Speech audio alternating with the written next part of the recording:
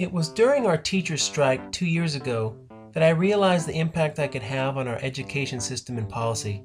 I was leaving my house for a late evening picket and my wife, frustrated by my impending absence, said, "Why is it always you that has to go?"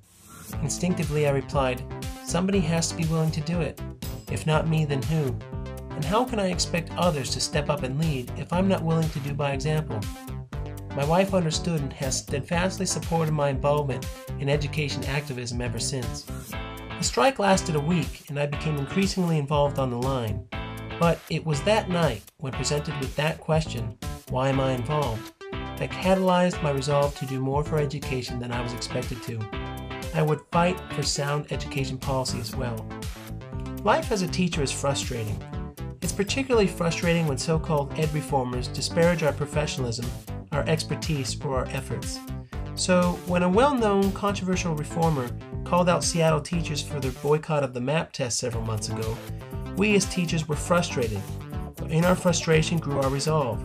Our resolve to fight back the repeated attacks of editorial ad hominem took shape in written rebuttals, in the garnering of national support against these attacks, and the galvanizing of teacher leaders who were tired of the attacks and of having to be frustrated. Teachers share a common bond, a devotion to providing a quality, equitable public education for all students. And because we united publicly to oppose those attacks and to support sound policy, we entered into the public policy debate with credibility and authority.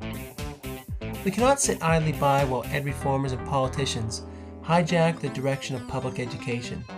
Public education faces daily threats, from defunding to privatization and countless others. But we can tackle these threats through proactive collaboration and increasing our awareness of issues affecting our goal of seeing a quality, equitable education system for all.